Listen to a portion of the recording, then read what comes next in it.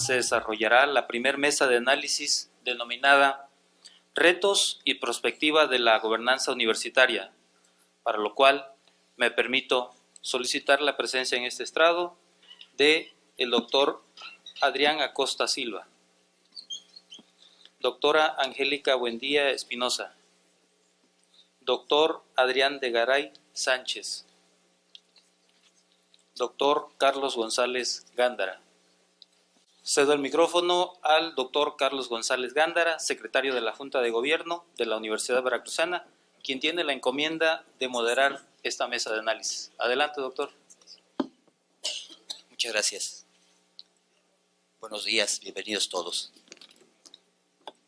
La gobernanza universitaria es un concepto dinámico y de gran actualidad que requiere ser discutido. Y precisamente para exponer y discutir el tema, tenemos esta mesa de análisis que hemos llamado Retos y Prospectiva de la Gobernanza Universitaria.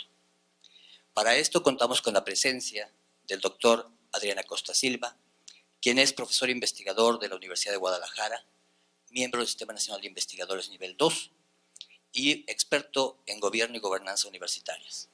Él es ganador del Premio Andrés Bello por la mejor investigación en educación superior realizada en América Latina y el Caribe en el periodo 2008-2009. También nos acompaña en el panel la doctora Angélica Buendía Espinosa, profesora investigadora del Departamento de Producción Económica de la Universidad Autónoma Metropolitana, Unidad Xochimilco. Ella es coordinadora general del Laboratorio de Análisis Institucional del Sistema Universitario Mexicano y presidenta del Consejo Mexicano de Investigación Educativa, Asociación Civil.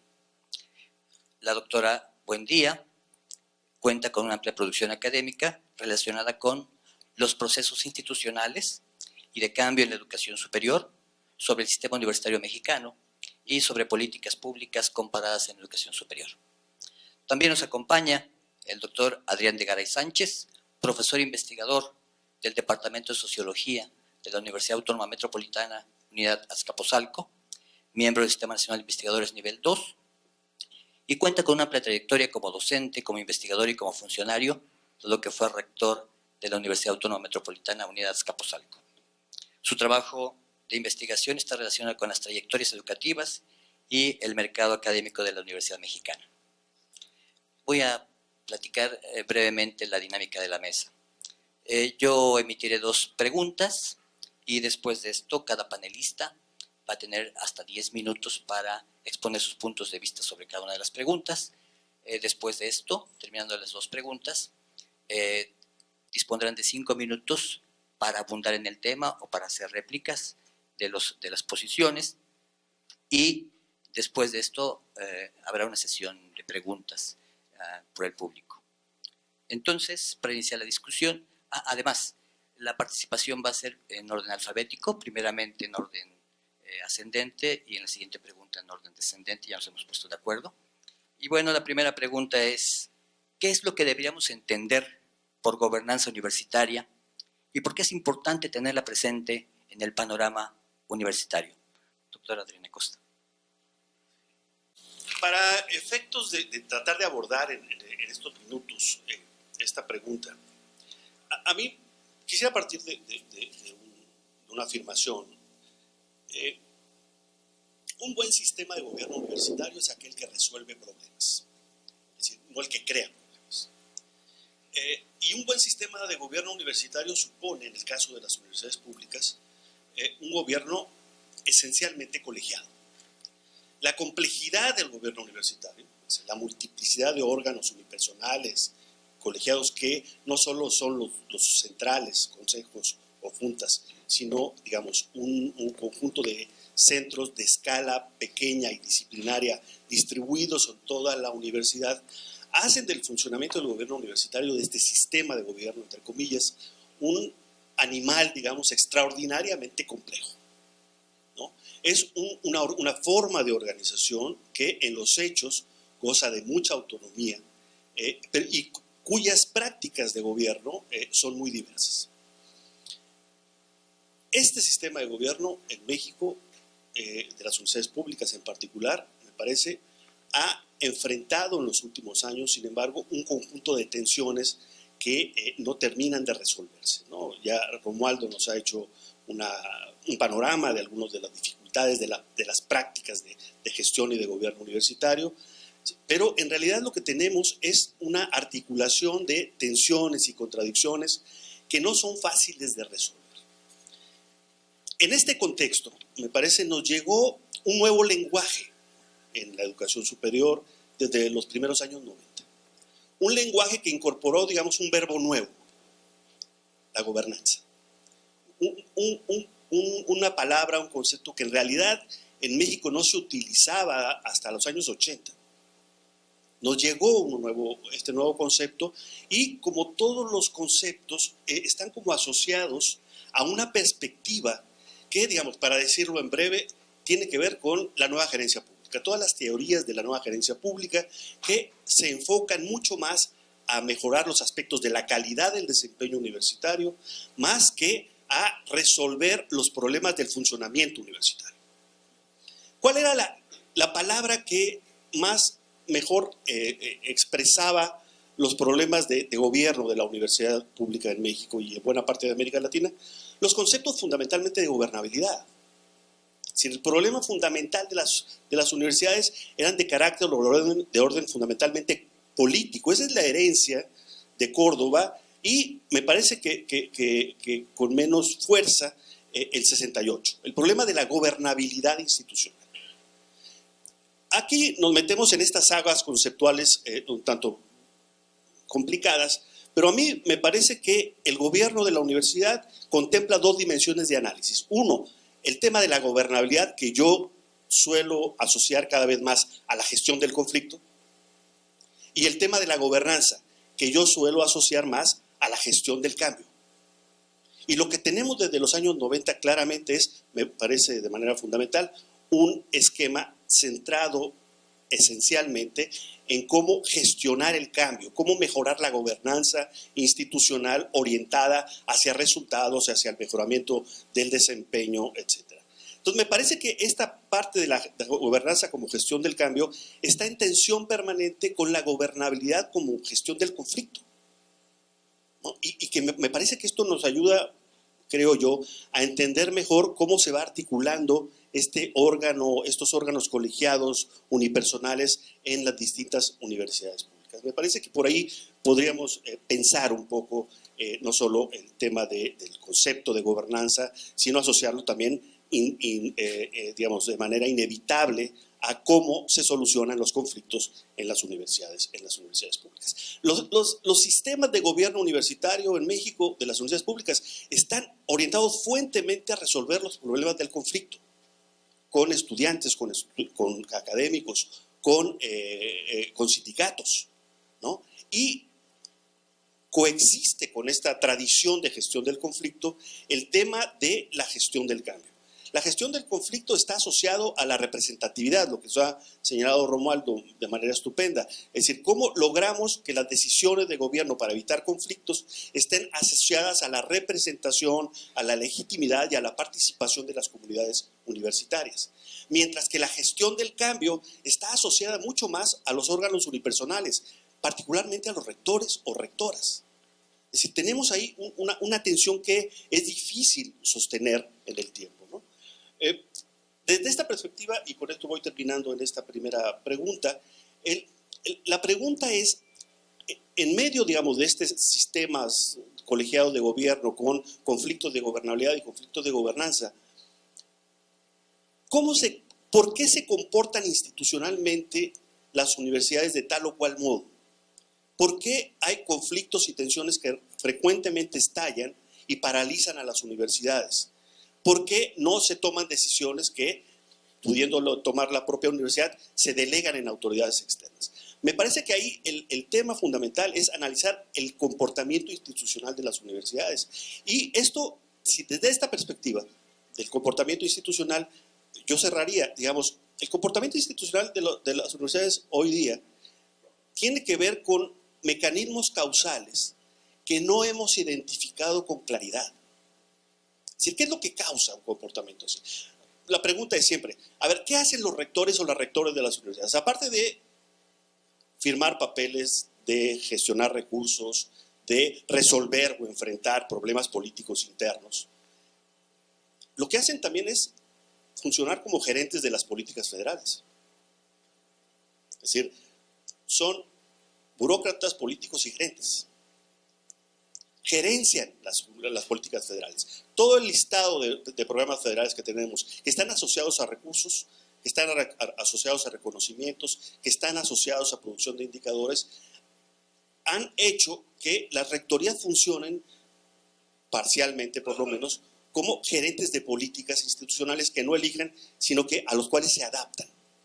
Y entonces esto genera los nuevos problemas que tenemos de gobierno en buena parte del país en las universidades públicas, ¿no? Es decir, cómo recuperar esta parte de la autonomía. Me parece que la autonomía institucional se ha debilitado por este paradigma de políticas públicas centradas en los incentivos, las recompensas y los reconocimientos. Y este mecanismo causal, esto que algunos llaman este régimen de políticas que se ha estructurado en los últimos 30 años en México, explica los problemas de gobernabilidad y también de gobernanza que tienen las universidades públicas.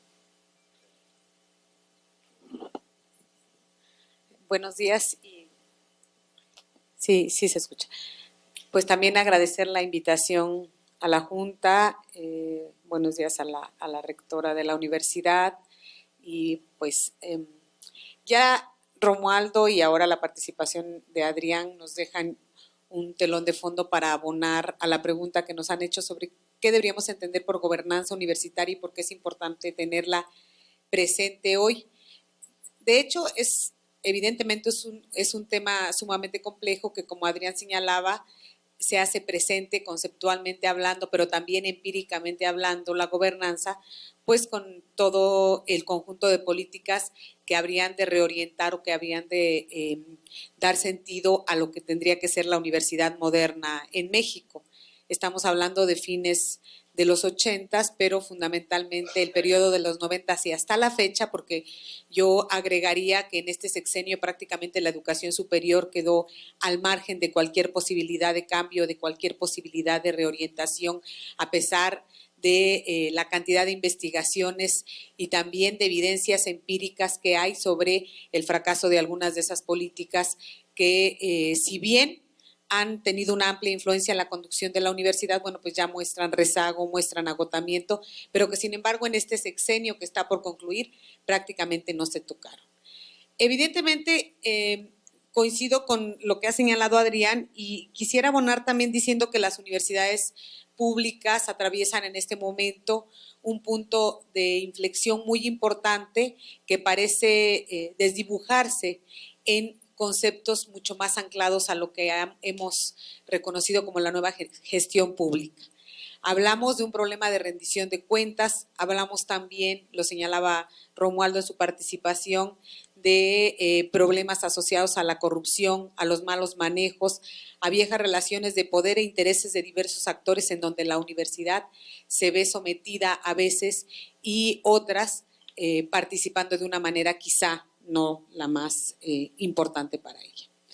Y yo recurro en este contexto de preguntarnos por qué es importante la gobernanza para las universidades o para el sistema de educación superior en México a una vieja pregunta o si no tan vieja me parece relevante en este momento. ¿Cómo debemos pensar a la universidad en México hoy? Pasamos de la universidad no moderna previa a los 80s, o por lo menos no moderna en la lógica de las políticas, a una universidad moderna que necesariamente tiene que ser reflexionada, pensada por todos los problemas que se han señalado. Y en ese sentido, conceptualizar la gobernanza en la educación superior o en el sistema universitario mexicano es muy complicado en términos empíricos. Es cierto que la gobernanza como concepto tiene un arraigo o tiene una apuesta que viene desde diferente literatura, sobre todo anglosajona, pero que cuando nosotros queremos medirla empíricamente en México, a nivel del sistema y a nivel de las universidades cuesta mucho trabajo, porque la gobernanza hace referencia a la capacidad de responder y repensar y reflexionar y dar un sentido a la respuesta que la universidad habría de dar a las demandas que le implica una sociedad, sea esto o esté compuesta esa sociedad por diferentes actores, incluyan ustedes lo que consideren pertinente. Y esa gobernanza habría de estar acompañada de un conjunto de herramientas que utiliza o que se utilizan para reorientar o para reformar a la organización universitaria. Así, la gobernanza se asocia más con el funcionamiento eficaz, eficiente y, por supuesto, basado en los conceptos de calidad, de excelencia y de eficiencia.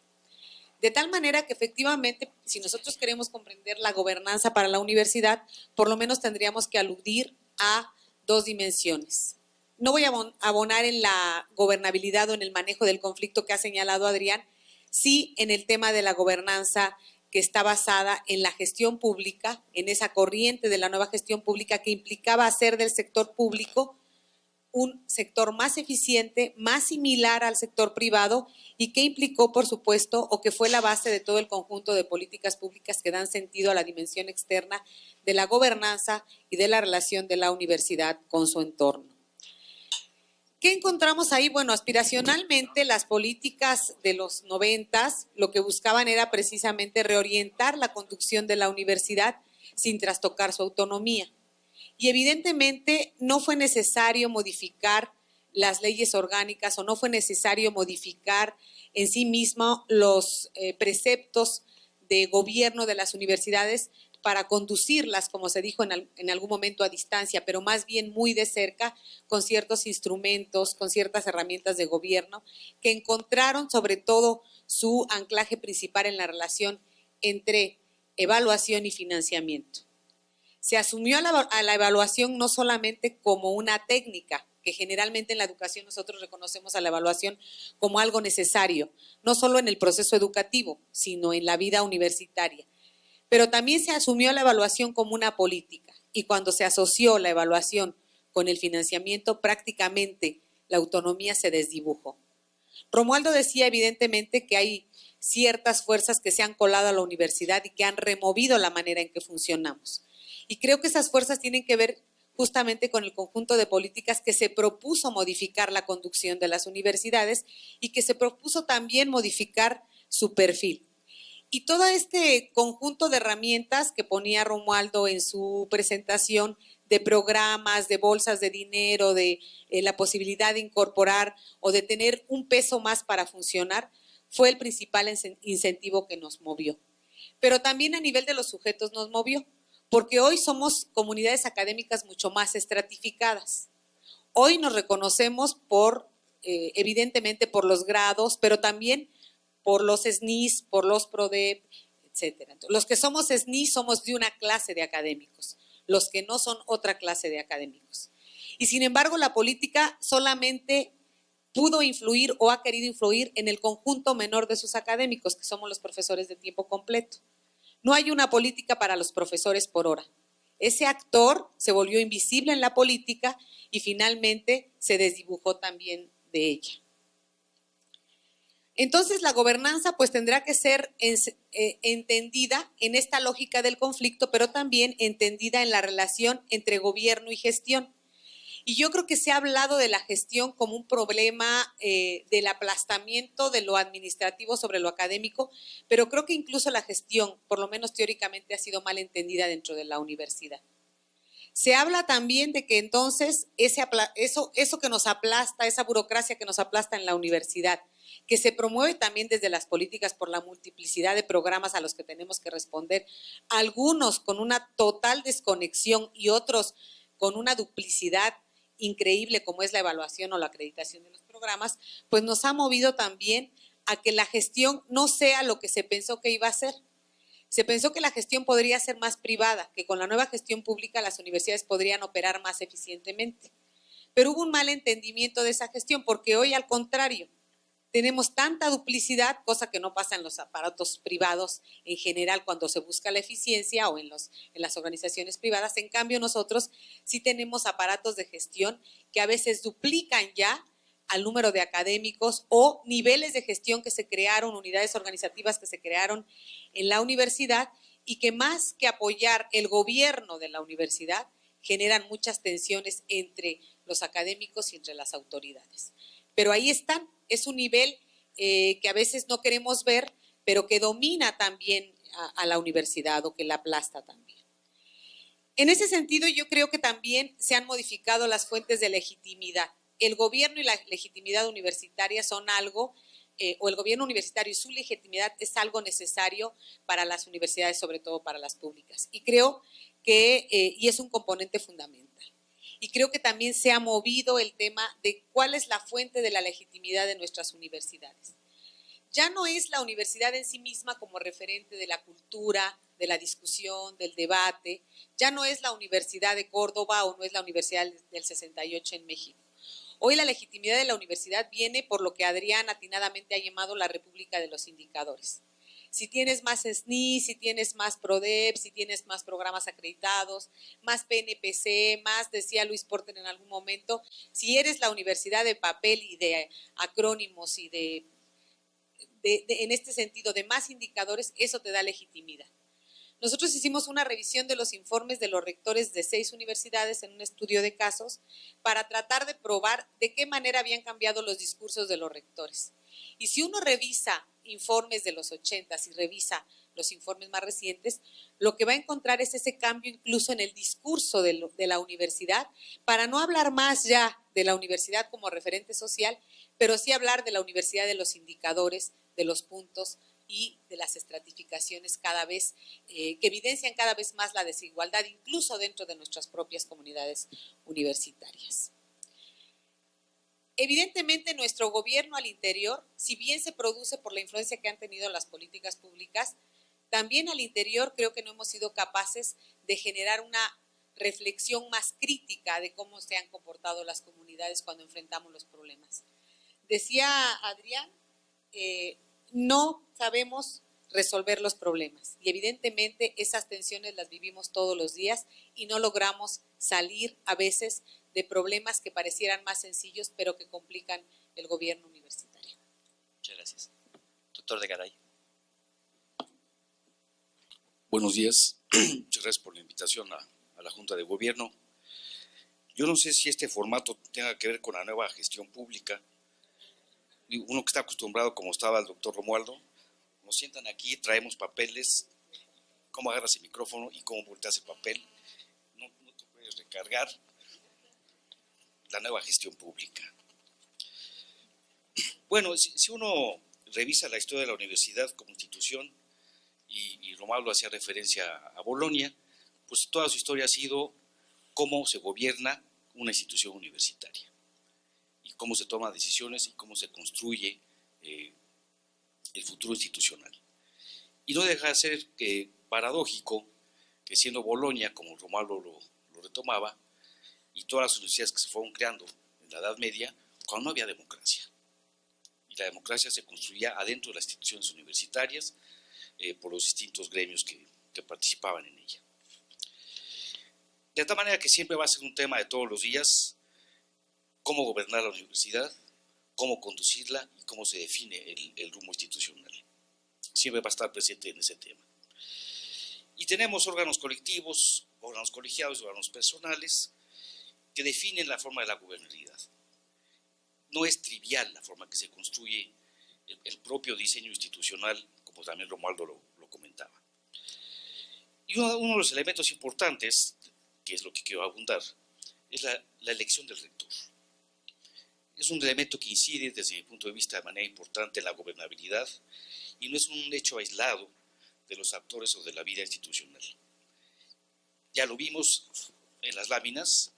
Todas las universidades tienen sus leyes orgánicas, hay distintas formas de construcción de modalidades, las juntas de gobierno, los consejos universitarios, el cogobierno y la votación universal directa y secreta, y nos ponía Romualdo ahí las cifras, donde tampoco es muy dominante, aunque son la mayoría de los consejos universitarios, pero existen otras, ¿no? Creo que cada una de ellas imprime un sello a la gobernabilidad que vale la pena reflexionar sobre ello.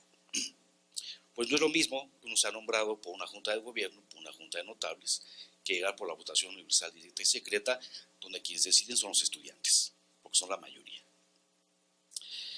De tal manera que en ese mapa, ¿cómo se integran las juntas de gobierno? Quisiera abundar un poco de ello. Desde aquellas donde sus miembros son nombrados por los consejos universitarios y se establecen cuántos internos y cuántos externos, hasta aquellas, y retomo el caso que mencionaba Romualdo, de Quintana Roo, donde el gobernador designa 7 de los 11. El gobernador. Además, uno de ellos de la oficina de la Oficialía Mayor y otro de la Oficina de Planeación y Presupuesto. Esos son los que deciden quién es el rector de la Universidad Autónoma de Quintana Roo. O sea, todos funcionarios del gobierno estatal, esto es, empleados del gobernador en turno. En otras universidades, en sus juntas participan el rector en funciones o exrectores, como Sonora, Hidalgo, Michoacán. 5 de los 11 integrantes son exrectores en Michoacán. Y a lo que da para un análisis de conformación de grupos políticos que se mantienen ahí con su propia presión. Mientras que en otras instituciones ningún exrector puede formar parte de la Junta, como es el caso de la UAM. ¿Cuál es el mejor modelo de gobernabilidad? Yo no tengo la respuesta, pero sí creo que en el horizonte ni los gobernadores, ni los rectores, ni los exrectores deben incidir en la conformación y formar parte de las juntas de gobierno. Como tampoco considero adecuado que en las juntas solo participen miembros académicos de la comunidad o personajes del Estado en cuestión. Siempre la visión externa ayuda a una institución que tiene modelo de junta de gobierno. Y me atrevería a decir lo siguiente: a muchos sectores no nos satisface lo que tenemos y queremos otra forma de gobierno. Pero cuando miramos al de al lado, dudamos del cambio cuando observamos sus problemáticas. Y más aún si incluimos el hecho de que cualquier cambio en nuestra ley orgánica implica la participación y decisión de otros actores, los congresos estatales y el Congreso Federal. Hay experiencias de que esto puede culminar, lo voy a decir así, en un entuerto institucional, peor a que tenemos en cada universidad. Mucho cuidado en eso. Es decir, la gobernanza en este caso, como decía mi tocayo, es este actor externo, que es el Congreso. ¿Quién es el Congreso hoy? O sea, si diseñamos una nueva ley orgánica hace 8 meses, ¿quién eran los del Congreso aquí? Y ahora Morena domina este Congreso. ¿Qué va a hacer Morena con la ley orgánica propuesta? Cuidado con ese actor, cuidado con ese actor. Y solo de salida, algo decía Romualdo, el pasado y presente de las juntas de gobierno siguen dominadas por los hombres. Ya mencionaba el movimiento de Córdoba, ser mujeres. Y en las universidades públicas autónomas que tienen juntas de gobierno, de un total de 106 integrantes, 81 son hombres y solo 25 mujeres. Esto es, la gran mayoría de las juntas de gobierno, quienes deciden quiénes son rectores o rectoras, somos los hombres. No estoy por asunto de cuotas ni mucho menos, pero sí me parece que hay un rezago importante de participación de la mujer en las juntas de gobierno. Muchas gracias. Muchas gracias, doctor. Muy bien. Pasaremos a la siguiente cuestión. Desde su experiencia universitaria y tomando como referencia que son expertos en el tema, ¿cuáles consideran ustedes que son los principales problemas que enfrenta la gobernanza universitaria en las instituciones de educación superior públicas y autónomas del país, y cómo podrían ser superados estos problemas? Doctor de Garay, toca. Bueno, que empiece, doctora, le cede la palabra.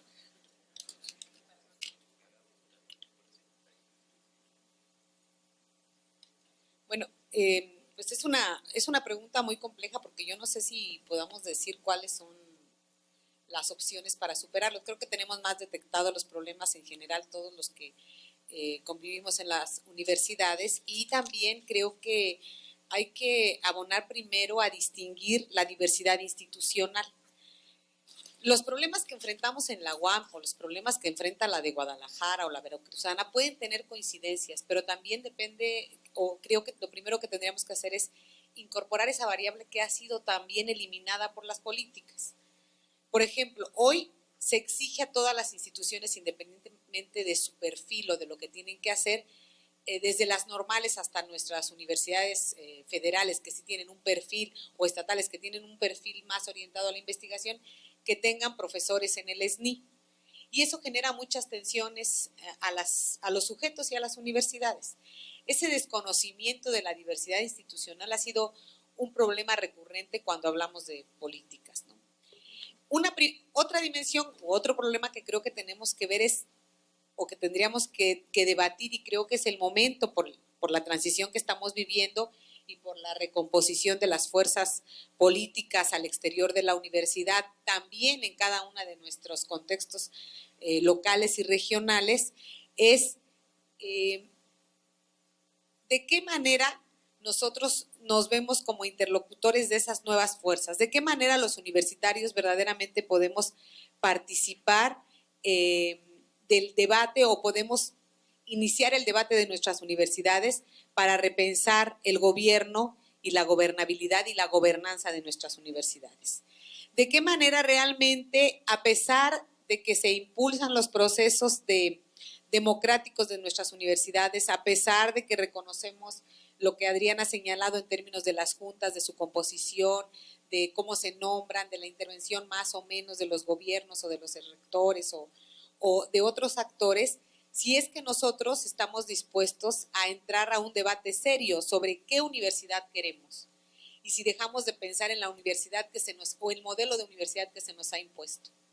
Se nos ha impuesto el modelo que hemos señalado o en el que creo que coincidimos, por lo menos quienes hemos ya participado, hemos comentado algo al respecto. Debemos cumplir los indicadores y parece que transitamos un camino paralelo entre cumplir los indicadores que exige la política y entre querer guardar o resguardar la identidad que como universidad tenemos o tuvimos en algún momento de nuestra historia. Pero creo que ha pesado mucho más la política, creo que ha sido más, no sé si es la mano del mercado o de los centavos o de los bonos, que ha logrado estratificarnos y ha logrado llevarnos a un nivel tal de estratificación que no nos reconocemos sin eso. Hay universidades de calidad, buenas, malas, irregulares, hay investigadores y profesores buenos, malos, irregulares, prácticamente hay estudiantes de esa misma naturaleza y esa estratificación nos habla de un modelo de universidad que queremos seguir. ¿Cómo podemos entonces nosotros enfrentar esos problemas? Bueno, pues creo que estos espacios de diálogo que se abren son necesarios. Y también es necesario que cualquier tipo de reforma que se quiera impulsar desde dentro de las universidades considere la participación universitaria. Ya decíamos que los espacios colegiados son espacios que hemos perdido, algunos de esos espacios los hemos perdido por el alto grado de individualidad que existe y que se promueve también desde las propias políticas, porque hoy estamos más preocupados por terminar el artículo, por hacer la ponencia, por una participación auténtica y un análisis y un debate para saber cuál es la universidad que queremos. Y los espacios colegiados que en algún momento fueron y que nosotros revisamos y que por lo menos tuvimos la oportunidad de leer, que algunos no tuvimos la oportunidad de vivir tan, por ejemplo, en el movimiento del 68, a mí no me tocó, pero que nos hemos documentado y que queremos saber y revivirlo y resignificarlo, ya no existen. En otro momento los sindicatos también fueron espacios para la discusión, ya no existen, porque hoy estamos más pensando en el individuo, en el sujeto, que en el colectivo y en la colegialidad. Y los espacios colegiados que tenemos, institucionalmente expuestos para discutir los problemas, se cruzan por muchas otras vertientes, se cruzan por los grupos, se cruzan por el poder, que es un tema ineludible si hablamos de gobernabilidad o de gobernanza dentro de la universidad, y se cruzan sobre todo por visiones de universidad que chocan. Tenemos, creo que, visiones distintas de universidad, y no digo que tengamos que tener la misma o que debamos tener la misma visión de universidad, pero en principio sí creo que tenemos que recuperar a la universidad, no añorar el pasado, pero sí recuperar a la universidad como el referente que es para la sociedad, el espacio de debate, sin apartarnos de lo que existe afuera y de lo que vemos afuera y de las tendencias que por supuesto tienen que ver con la formación profesional que ofrecemos, con los jóvenes también tan distintos que tenemos hoy. Generalmente hoy hablamos de los jóvenes ya no son como eran antes. ¿De qué manera estamos incorporando a los estudiantes a la participación universitaria, a pesar de que en muchas de las juntas de los cuerpos colegiados de las universidades están representados? Ya no son los jóvenes, lo escuchamos todos los días en los pasillos de la universidad, ya no son los estudiantes como eran antes, claro que no. Ayer comentábamos un poco, hoy los estudiantes son trabajadores, hoy hay estudiantes trabajadores, hay estudiantes que se dedican de tiempo completo a estudiar, hay una variabilidad en el perfil de los estudiantes que creo que a veces se nos olvida. ¿De qué manera hacemos que participen y que vivan la vida universitaria y que se reconozcan en esos cuerpos colegiados más allá de la representación que tienen a través solo de algunos de esos estudiantes? Creo que también deberíamos de aspirar en este momento de cambio, de transición, a una redefinición de las relaciones entre la conducción estatal y el papel más activo, más proactivo de la universidad. ¿De qué manera también nosotros nos incorporamos a este debate y dejamos o tratamos de romper con esta lógica que ha sido una imposición por la vía del financiamiento para que estemos respondiendo sin ton ni son a las políticas que yo insisto ya mostraron su agotamiento? Específicamente un ejemplo, la acreditación y la evaluación de los programas ya no tiene sentido. Es una simulación y todas las universidades a las que yo he ido y he hecho investigación de campo es una respuesta reiterada de profesores, de autoridades, y sin embargo tenemos que responder y seguimos perdiendo tiempo en esas cosas y ya no sirven prácticamente para nada. Sirvieron. Yo creo que hay efectos positivos de las políticas y que tenemos que reconocer. Pero eso tensiona al gobierno universitario, porque transitamos por dos vías distintas y porque queremos responder a la lógica de la política, pero también queremos una universidad distinta y aspiramos a una universidad distinta, pero a veces poco es posible recrear o reconfigurar para esa universidad. Muchas gracias. ¿Alguien desea continuar? Adelante. Bueno, creo que los problemas de la gobernanza efectivamente es difícil en un tiempo reducido identificarlos con claridad, pero creo que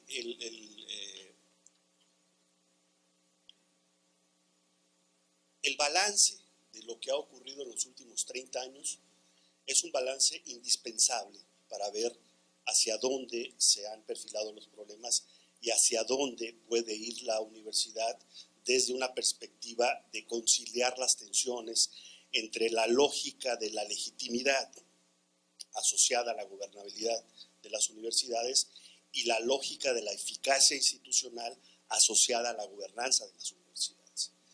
Es decir, implica una valoración puntual y sin concesiones de los efectos deseados, perversos y ambiguos que han tenido las políticas federales en los últimos 30 años.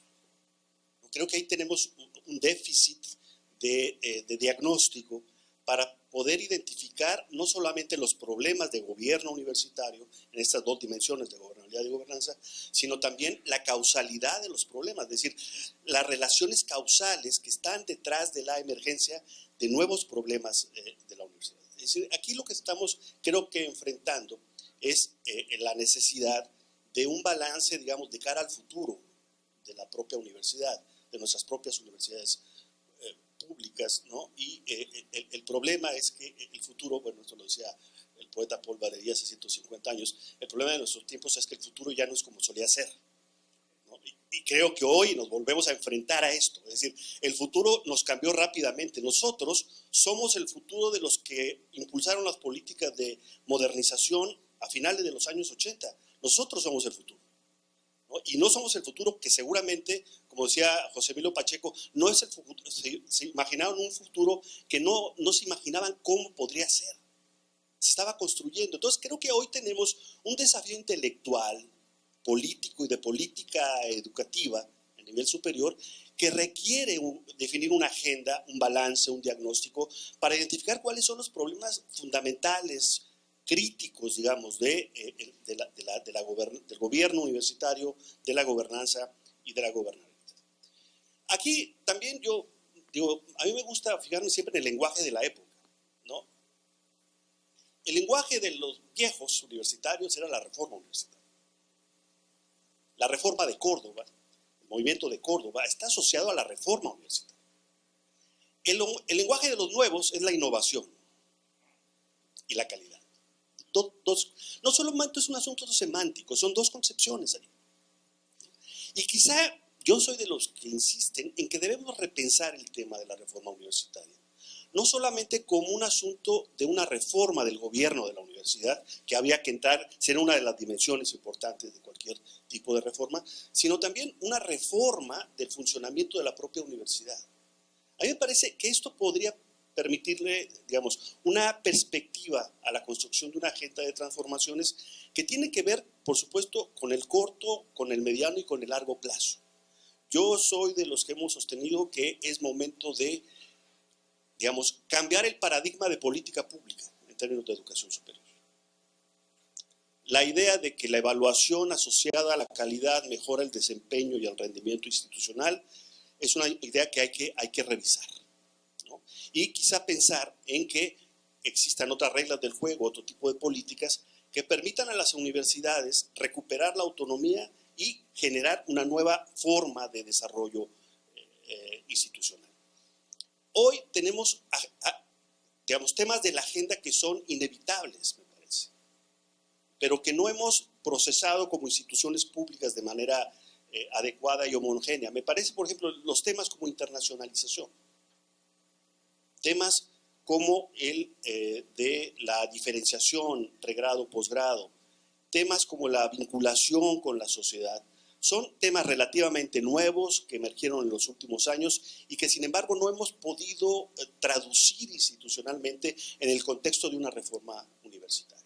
Entonces me parece que este tipo de ejercicios son fundamentales, no solamente para revisar el pasado reciente, incluyendo el tema del gobierno universitario, de la gobernabilidad de la gobernanza, sino también para perfilar una agenda que permita revisar, digamos, el propio futuro de nuestras universidades. Muchas gracias. Doctor Legaray. Bueno, uno de los temas que quería yo abordar también es la conformación de los consejos universitarios y del que Romualdo abundó poco. ¿Qué significa un consejo universitario de 300 personas? ¿Cómo gobiernas una institución con 300, con 200, con 100? Por lo menos mi experiencia como rector, con 35 tenía para rato. No me imagino cómo conducir, señora rectora, un consejo universitario. Imposible. Pero ¿cómo están conformados? Y eso también implica un análisis de gobernabilidad interna. Revisando la estructura de muchos de ellos, ¿qué significa un consejo universitario Guadalajara, Tocayo, donde participan ex oficio las federaciones de estudiantes? O el sindicato como tal, como figura jurídica. No es lo mismo que un consejo universitario donde la gente va y vota con su planilla y punto, ¿no? Ese es todo un tema de gobierno que creo que también nos hace falta analizar, y también creo que no hay una fórmula ideal, pero estoy convencido que ni federaciones ni sindicatos, es decir, como gremios, pueden participar en los consejos universitarios, ni funcionarios. Porque hay consejos universitarios donde los rectores invitan y están ahí funcionarios también, y no son funcionarios académicos, ¿no? Y comentaban de la experiencia, y aquí me regreso un poquito a la anterior ronda. Mi peor pesadilla en mi gestión de 4 años como rector general, como rector de unidad, fue el rector general. Así, mi peor pesadilla. Por fortuna, a mí me nombró la Junta de Gobierno y no el rector general. Y eso hace una diferencia bien importante. Por eso no coincido en instituciones donde el rector general nombra vicerrectores o rectores o una figura parecida y está en el consejo universitario. Son empleados del rector. Yo no era empleado del rector, me nombró la Junta y pude abiertamente y en público en el consejo universitario negarme a la creación del fantasma de la unidad del Lerma de la UAM. Y no me pasó nada, no me pasó nada. En otra situación me hubieran corrido. Su renuncia, señor. Ya han abundado Angélica y Romualdo y Adrián sobre estas injerencias, cambios externos de los programas, cómo están afectando y que no estábamos preparados. Y yo traje una frase aquí de Bitze, que ahorita va a subir, y de Germán Álvarez, que decían el poder de la chequera. Las universidades cambiaron por el poder de la chequera y ese es todo un tema. Pero sí creo que hay un problema adicional, que yo digo el asunto del tiempo. Los consejos universitarios son lentísimos y ahí nos están rebasando por todos lados. En mi institución, un cambio de un plan de estudios o la creación de un nuevo plan, por lo menos 4 años. Por lo menos. Y ya cuando la aprobamos, pues ya cachelando otra vez, porque tanto de 4 sea 8, va a venir el otro. Instituciones públicas como los tecnológicos, las politécnicas y no se diga las privadas, en menos de 3-4 meses cambian el plan de estudios. Entonces, nuestros consejos universitarios, y traía una cita del sociólogo francés Michel Crozier, y lo cito: un exceso de democracia significa un déficit en la gobernabilidad. Y de eso tenemos que hacernos cargo. Tenemos un déficit en la gobernabilidad. Ya se habló de la acreditación de planes y programas y los profesores y demás. Yo quisiera terminar en esta idea que también mi tocayo dice: vamos pensando cosas nuevas. ¿Cómo va a afectar la gobernanza y la gobernabilidad? Con una propuesta del nuevo gobierno federal que entrará en diciembre, donde dice acceso a todos los estudiantes que tengan certificado de bachillerato. ¿Qué vamos a hacer con universidades? ¿Cómo vamos a lograr una adecuada gobernanza? Y los rectores no dicen nada. No, le vamos a apostar a la educación virtual y a distancia. Pero ahora que salga el presupuesto y que no nos comprometan las universidades, ese es un tema. ¿Cuál va a ser la relación de las universidades con este nuevo gobierno, con propuestas como esa, la propuesta de las 100 universidades? ¿Qué vamos a hacer ante eso? Mientras que en nuestro caso, pues seguimos encerrados en un asunto, en un tema. Permítanme. Lo ha planteado Luis Felipe Aguilar.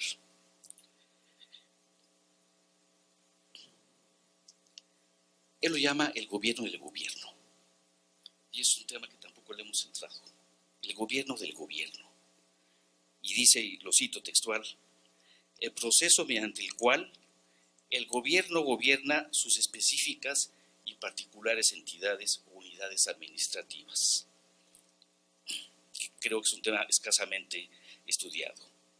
Y dice Aguilar: nos encontramos en esta idea del gobierno ante un pobre desempeño del gobierno, y yo agregaría un universitario, ¿no?, caracterizados por su ilegitimidad, su impotencia, su incompetencia, su ineficacia y su insuficiencia.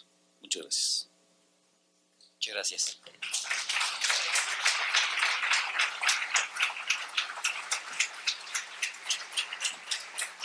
Gracias. Bueno, pues ahora procedemos a la última parte, en donde cada participante tiene 5 minutos para poder redondear su participación. ¿Quién guste iniciar?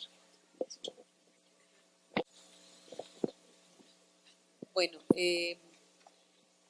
yo quisiera cerrar con esta idea de que sí ha sido el momento, pero hoy estamos enfrentando una serie de problemas en la educación superior y particularmente las universidades públicas, a las que no podemos esperar nuevamente a que nos impongan la manera de cómo entrar o cómo recibir un conjunto de reformas o de cambios que han de venir del gobierno para modificar las maneras en que nos conducimos o para remover estas inercias de gestión que señalaba Adrián y de procesos burocráticos y lentos que no nos permiten a veces responder con la velocidad que nos requiere el entorno. Evidentemente creo que hay un problema generalizado de la educación superior en términos de la cobertura. Creo que es un gran problema que tenemos que pensar cómo lo vamos a enfrentar, porque el problema existe. Solamente 3, 4 estudiantes de cada 10 en México pueden acceder a la educación superior.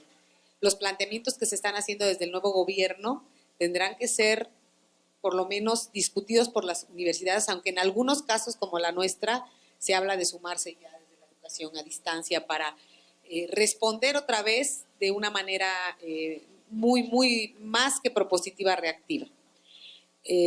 Nuestro caso no somos una universidad que nació con un modelo de educación a distancia y de pronto al rector se le ocurre decir, bueno, ahora vamos a hacer educación a distancia y un foro y con eso ya podemos implementar educación a distancia sin pensar, sin planear nuevamente. Creo que también tenemos que repensar todo el sistema de evaluación y acreditación de la calidad que, yo insisto, se ha agotado. Tenemos que replantear si queremos continuar con ese modelo o si podemos pensar desde las universidades otra manera de medir la calidad.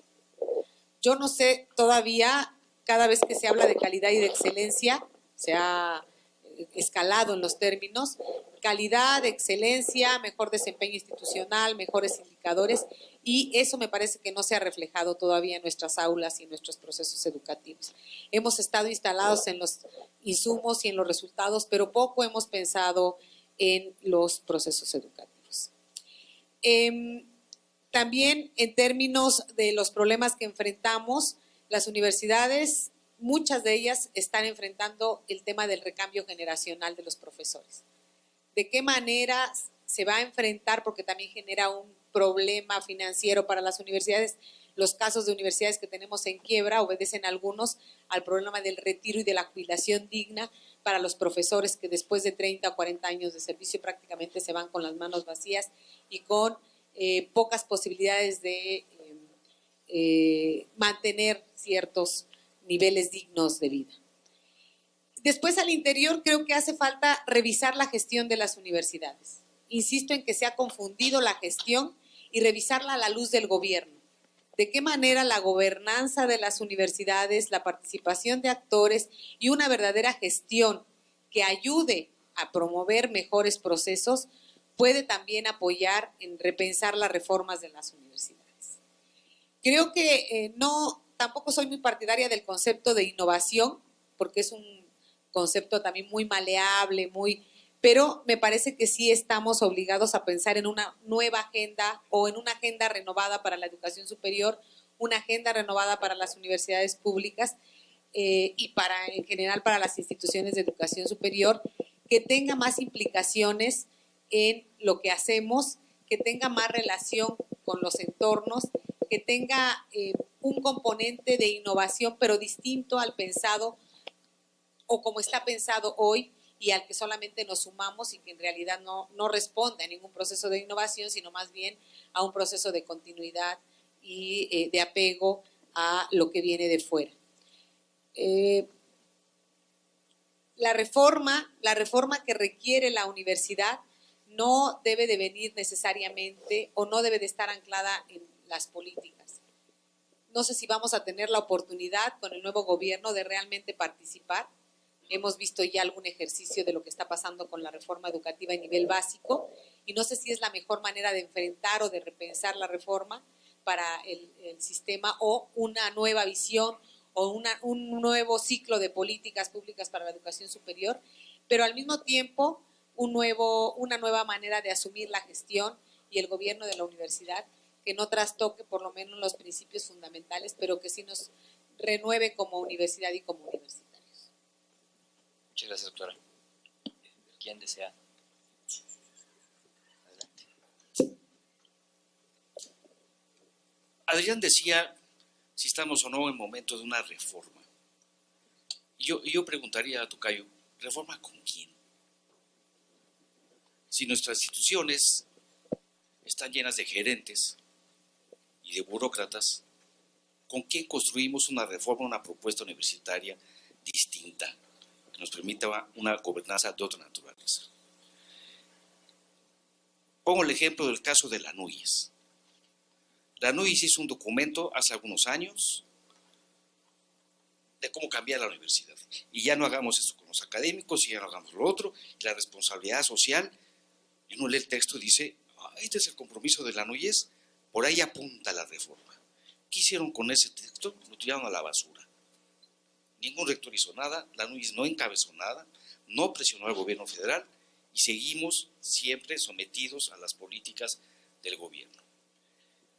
Ahora estamos en incertidumbre, porque como no les gusta nada de lo que hizo desde Fox para acá, ¿qué van a hacer con el PIFI? ¿Qué van a hacer con el SNI? ¿Qué van a hacer con el PROMEP? ¿Qué van a hacer con esas políticas neoliberales? No hay propuesta. No hay propuesta del gobierno federal, pero tampoco nosotros como universitarios tenemos una propuesta de cómo relacionarnos ante este nuevo gobierno y qué tipo de reforma queremos. Entonces, creo que sí estamos en un momento de transición difícil y que tenemos que construir en conjunto, tanto con el gobierno federal, gobierno local y las propias universidades, pero comprometiendo a los académicos y no solo a los gerentes. Muchas gracias. Sí, hay burócratas, gerentes, pero también hay académicos. Es decir, eso, creo que los actores de la reforma son fundamentalmente los académicos, ¿no? Y hay estudiantes muy distintos a los de hace 30 años.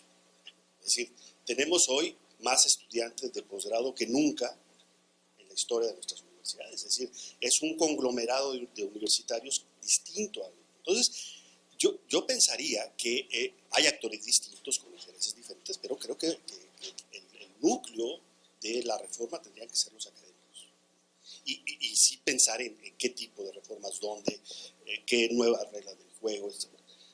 Yo diría que, y también para terminar, un par de cosas. Uno, quizá uno de los puntos de balance sin concesiones de lo que ha ocurrido en los 30 años es el papel del Estado en la educación superior. ¿Cuál es lo que hemos visto en los últimos 30 años es el papel del gobierno federal actuando a nombre del Estado, ¿no? Y cuando tenemos un sistema de universidades públicas donde participa el Estado, es decir, no solo el gobierno federal, sino los gobiernos estatales, en algunos casos los gobiernos municipales, donde los tres poderes intervienen, es decir, el legislativo interviene a través de la Comisión de Educación y Hacienda cada vez de manera más fuerte, están también la Corte, la resolución de conflictos universitarios, es decir, tenemos un problema de Estado, de funcionamiento del Estado, que sin embargo articulara de manera muy distinta la acción del Estado. Entonces, me parece que hay que repensar otra vez el papel del Estado como Estado, en esta división jerárquica, vertical y horizontal, tres poderes, tres niveles de gobierno, gobiernos separados, para ver cómo el Estado actúa frente a la educación superior. Esto, hay cosas que las universidades no pueden resolver por sí mismas. Es decir, el problema de la cobertura, el problema de la calidad de la educación superior no lo pueden resolver las universidades públicas por sí mismas.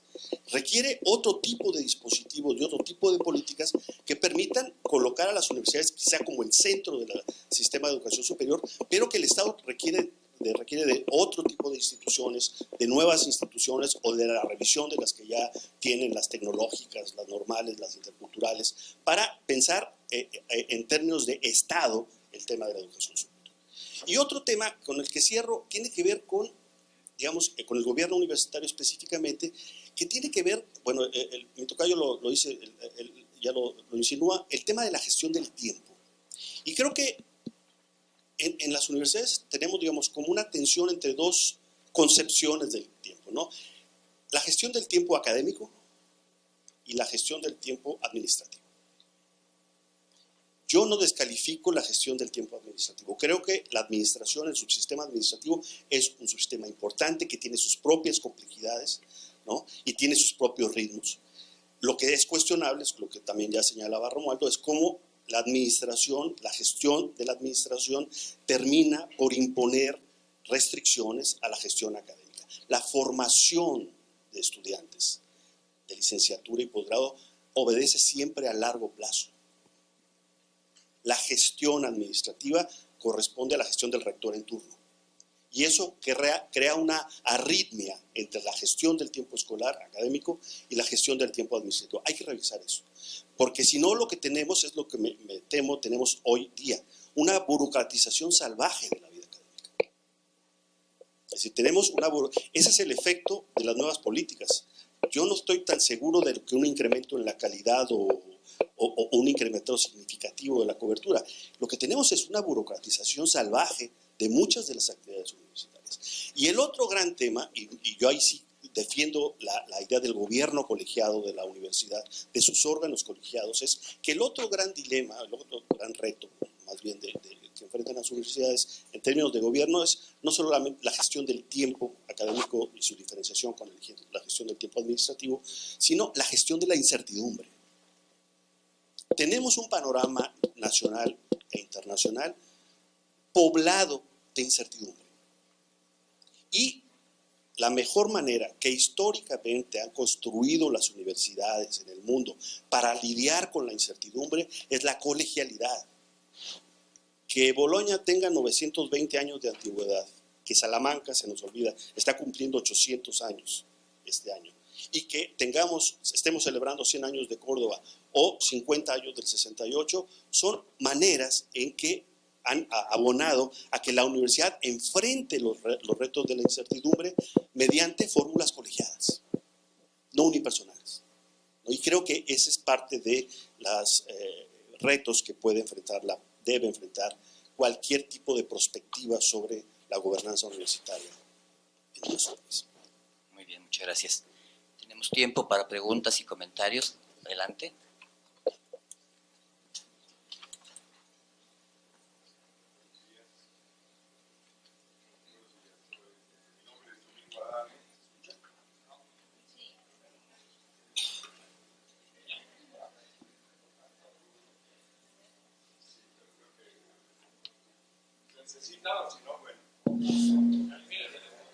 Bueno, de la Facultad de Teatro. Mi nombre es Domingo Adame. Me interesó mucho lo que señaló la doctora Angélica Buendía, y creo que cuando hablamos también de gobernanza o gobernabilidad, pues tenemos que partir de que efectivamente nuestro espacio es un espacio académico y de conocimiento, ¿verdad? Entonces, cuando la doctora señala, estamos más preocupados por el individuo, ¿no? Esta cuestión que casi pudiéramos considerar pues como un rasgo de este egoísmo de la posmodernidad, ¿verdad? Y nuestros planes, nuestro modelo académico en la mayoría de nuestras universidades, pues es lo que está proponiendo. Y entonces de ahí que también pues los gobiernos y las organizaciones estén basadas en ese principio, ¿verdad? Entonces hablamos de cambios, de reformas, no habría que pensar justamente en empezar pues a cambiar eso, ¿no? A cambiar esa visión, que realmente entendamos de otra manera y sobre todo pensando sí en la sociedad, en esa comunidad pues a la que como universidades públicas nos debemos. Me interesa y me gusta y veo ahí además una esperanza en esto que señala. La felicito y felicito a todos y gracias por este coloquio. Arriba. Sí. Muchas gracias, Leopoldo Lafita. Yo pienso que ha habido intervenciones un poco críticas, me parece que son correctas. De pie. Sin embargo, creo que los problemas de la universidad no se pueden resolver, ni siquiera empezar a identificar solamente tocando conceptos que son de carácter administrativos. Y me parece que han dejado de fuera al sujeto fundamental que es el objeto de la universidad, el objeto principal de la universidad, los estudiantes. Entonces, ¿cómo reformamos si no reconocemos los problemas de la universidad? ¿Cómo analizamos la universidad sin entrarle a las cuestiones esenciales y nos quedamos en las cuestiones administrativas que se critican, pero que me parece que no rompen los análisis que se están haciendo, lo que he escuchado hasta hoy, no rompen esa idea de una universidad sujeta al mercado? Doctor Lázaro. Sí. Bien, buenos días, mi nombre es Lázaro Sánchez. Va en ese sentido también. Queremos reformar, simplificar, ser transparentes, etcétera. Pero ¿cuáles son aquellos escenarios posibles de la universidad? O sea, ¿hacia dónde queremos apuntar? O sea, queremos reformar hacia dónde. Recordemos que la problemática es tan profunda que nosotros tenemos un producto que es un estudiante, un egresado, y generalmente los tomadores de decisión, los que están tomando decisiones o han estado tomando, muchos de ellos, gobernantes, etcétera, son universitarios, ¿no? Entonces, ¿qué componente falta ahí para que sean universitarios comprometidos? O sea, yo creo que la tendencia de las reformas y todos los cambios tienen que dirigirse hacia qué queremos, hacia dónde qué reforma, para qué o para quién o cómo. Y la pertinencia, ¿no? O sea, una universidad pertinente, ¿con qué, con quiénes y cómo? Y sí me sumo a esto, o sea, a la pregunta que hizo el último compañero. O sea, recordemos que la universidad existe para los estudiantes. Entonces, ¿cómo podemos ampliar esa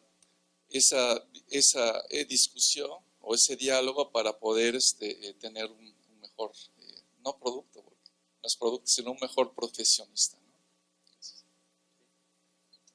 Arriba, por favor. Sí, buenos días.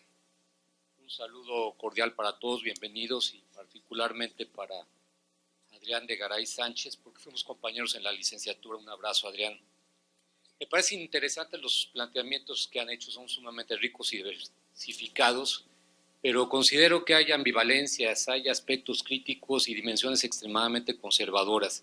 Voy a tocar nada más 3 puntos. Me parece que si hay que realizar cambios en forma radical. Cuando digo radical no digo violenta, sino cambios que tienen que ocurrir ya y no esperar a un futuro deslumbrante, promisorio, masivo, espectacular, etcétera. La primera idea. La segunda, dentro del aspecto, digamos, conservador de las intervenciones, permítanme calificar, estimo que la universidad no es una isla, ya lo hemos comentado en muchas otras ocasiones, tiene que ser ubicada en su contexto. Y el contexto mundial, nacional y local es un contexto social extremadamente conflictivo. Tenemos más de 220,000 muertos, más de 120,000 desaparecidos, una población que se acerca a los 70 millones de pobres. ¿Cómo pensar una universidad con un escenario en donde la delincuencia organizada, gubernamental y no gubernamental es parte del gobierno, ¿sí? Y donde la universidad también es Estado, no es una entidad aparte del Estado, extremadamente condicionada por las políticas económicas? Y lo digo esto para quienes afirman que no tiene nada que ver la dinámica y los fenómenos universitarios con el neoliberalismo. Lo discutimos hace poco dentro de un foro. El tercer aspecto, y con este sería la demanda de horizontalización en el funcionamiento y organización, o en la organización y funcionamiento de las universidades y de todo tipo de organización.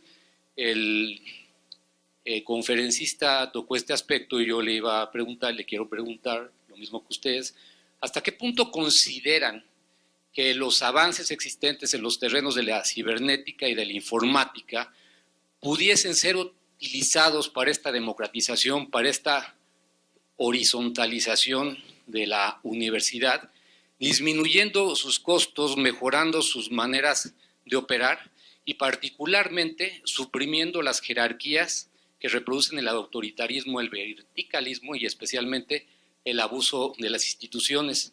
Esto, concluyo, me llevó hace mes y medio a declarar que para mí debía desaparecer la Junta de Gobierno y que debía desaparecer de la misma manera el rector, afirmando que el mejor rector es el que no existe en el sentido de lo que representa por esos excesos cometidos a través de la centralización que ustedes denominan sobre administración de estas dependencias. Muchas gracias. ¿Alguien quiere responder? ¿No? Bueno, tenemos una última participación, tiempo para una última participación. Tengo una duda después de la exposición de ustedes tres, en el sentido de si seguimos en una época de reforma o de innovación. Digo eso porque tengo la impresión de que la reforma dejó de ser un tema para los gobernantes desde hace por lo menos 15 años. Si uno revisa los documentos de ANUYES, la ANUYES acaba de publicar un nuevo documento de propuestas de reforma. Y si lo comparas con lo que presentaron cuando entró Fox hace 12 años, el documento es idéntico. Cambiaron las fechas, creo, solamente. O sea, son los mismos problemas y las mismas soluciones. Y yo llegué a la conclusión de que las políticas de reforma que se lanzaron a principios de los 90, durante la presidencia del innombrable, se cristalizaron y ahorita resulta que las políticas en sí son irreformables. Nadie puede reformar o terminar la política.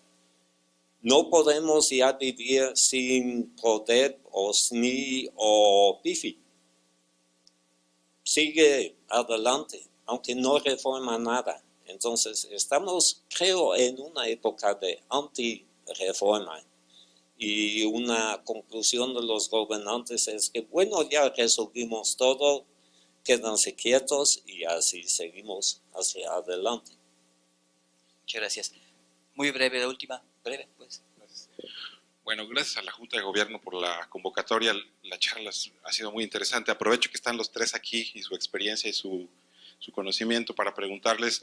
A ver, algo que conecta al 68 con el 18 es la interrupción al orden político establecido, si más o menos lo podemos sistematizar así. O sea, estudiantes que participan, que se articulan socialmente y que impugnan un orden establecido con el cual no estaban de acuerdo, ¿no? Yo quiero preguntarles si ustedes identifican algo así, cuando menos para el contexto contemporáneo, 100 años después o 50 años después, algo que nos pueda anunciar algo así y que conste que no estoy llamando a la revolución, sino parece ser que como ustedes dijeron y más o menos hay acuerdo, pues tenemos una frustración y estamos cansados de esto que no nos gusta, pero también parece ser que no se ha configurado una masa crítica a lo que pueda impugnar como hace 50 o hace 100 años el orden establecido de las cosas. Entonces, desde su experiencia, desde sus lugares, ¿cómo ven esto? ¿Hay materia para eso? Gracias.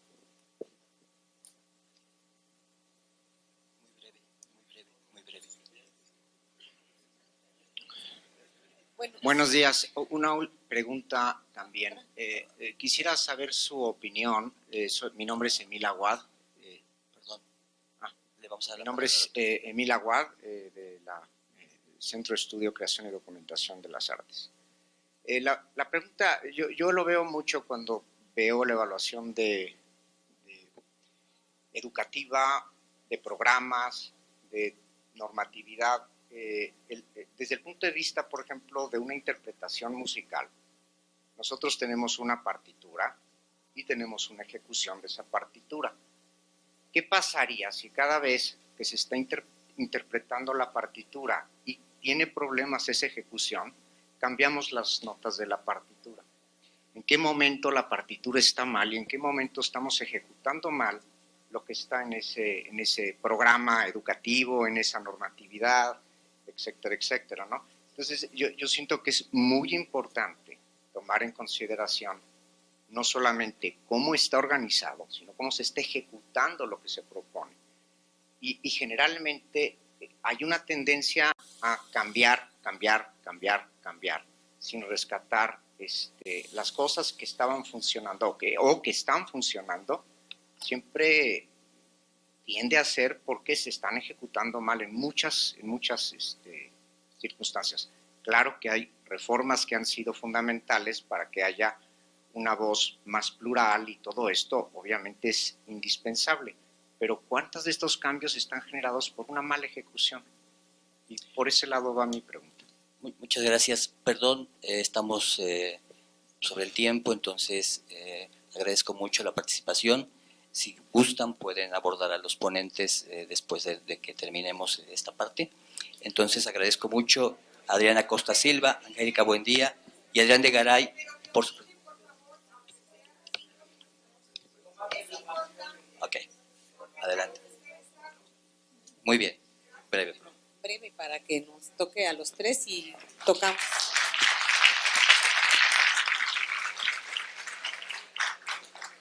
Yo coincido contigo, Vitzi. A mí me parece que el periodo de reforma fue 89-2001 con la instauración del PIFI.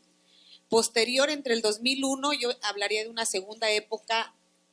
Primera, la implementación de la reforma del 2001 o del 2006, donde el PIFI cobra mucha fuerza y logra integrar prácticamente todo el diseño institucional de las políticas. No hay más cambio. Yo decía al principio de mi primer participación que menos en este último sexenio no hubo ningún tipo ni intencionalidad de cambiar ni modificar nada, asumiendo que todos los indicadores para las universidades iban a la alza.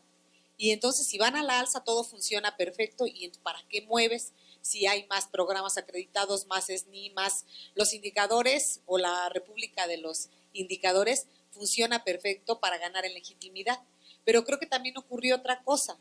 A partir de entonces también me parece que ocurre ese efecto que a mí me gusta el concepto de gubernamentalidad, porque todos lo interiorizamos. Y por eso yo hablaba de esta estratificación que vivimos. Estratificación, el concepto como tal. Ya lo interiorizamos. Y entonces sí estamos buscando promovernos para el SNI 3 o 4, o si nos ponen otros 5 niveles arriba, queremos llegar a ese nivel.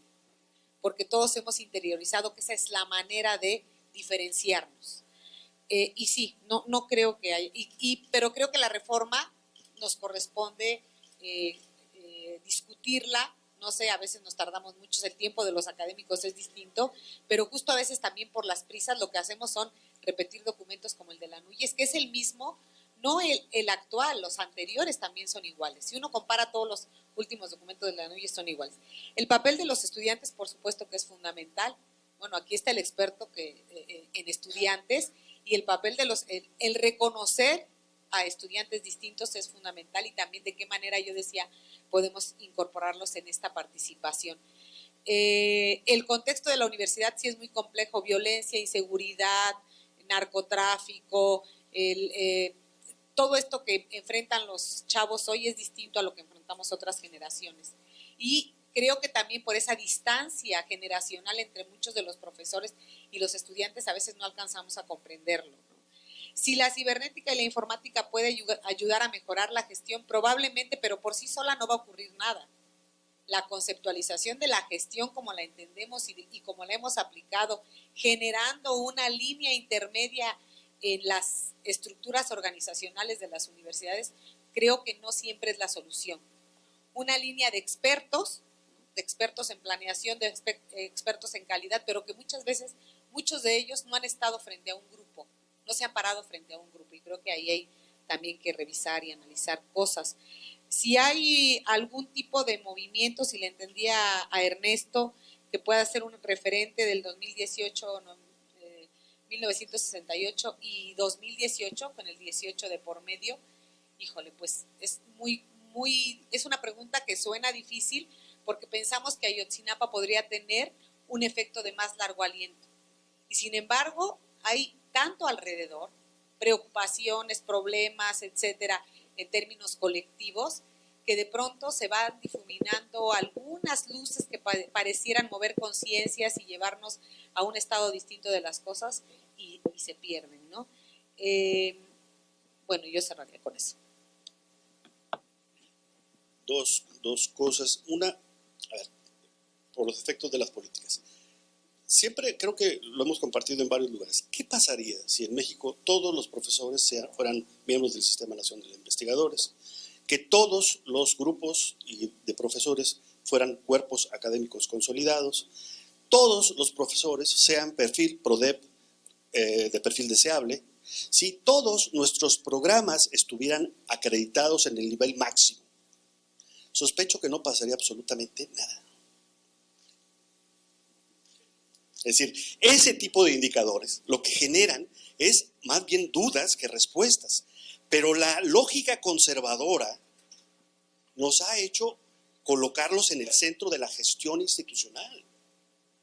Digamos, los individuos, los académicos, los directivos, están centrados, buena parte de sus acciones, de sus prácticas, están centradas en conseguir este tipo de cosas sin cuestionar, digamos, el sentido mismo que tiene esto, ¿no? Y me parece que esa es desde mi punto de vista, una lógica perversa, pero es más perverso aún que no hay alternativas. Yo no veo alternativas a eso, es decir, bueno, eso no, entonces ¿qué? Digamos, ¿no? Por eso yo insisto, aquí es un asunto del Estado. Tenemos que formular un conjunto de nuevas reglas que permitan, digamos, colocar el centro en el núcleo académico fundamental de las universidades, donde efectivamente están académicos y estudiantes, ¿no? Yo creo que ahí tendríamos que repensarlo. El otro punto que quiero señalar tiene que ver con el tema de cómo enfrentar una reforma que, digamos, en un contexto que ha cambiado aceleradamente. Bueno, hay una señal importante, me parece, que tiene que ver con el proceso electoral reciente. El triunfo electoral de Morena me parece una señal muy potente de que la sociedad está reclamando un cambio fundamental. El problema de esto, es decir, creo que es una señal positiva, es una señal civilizada, democrática, de tener un gobierno que tiene mucha legitimidad. Pero en términos de educación superior, lo que a mí me preocupa particularmente es que no veo ninguna propuesta de política. Veo las 100 universidades, veo becas para todos, pero cobertura a todos, es decir, buenas intenciones, típicas de un modo electoral del candidato y sus asesores, pero hasta la fecha no hay señales de qué política. ¿Van a continuar con la misma política anterior? ¿Van a desecharla? ¿Van a actuar con hachas o con bisturís? ¿Van a echar a la borda todo lo que se ha acumulado? Yo creo que se ha acumulado un capital institucional importante pese a todo, en términos de gestión, de rendición de cuentas. Yo creo que hay cosas que habría que rescatar, ¿no? Por eso el hacha no es un buen instrumento. Hay que actuar con bisturí. El problema es identificar dónde, cómo y cuándo. ¿Más autonomía para las universidades o menos autonomía? El relato de los últimos 30 años es una disminución gradual de la autonomía universitaria. Uno pensaría que un relato distinto, con políticas distintas, con paradigmas distintos, sería un incremento de la autonomía universitaria. Es decir, en el fondo, confiar más en que las universidades hacen bien las cosas y confiar menos en que se necesitan instrumentos de regulación que limitan la autonomía universitaria. El tema de los estudiantes se lo dejo al tocayo, que es el experto en este tema.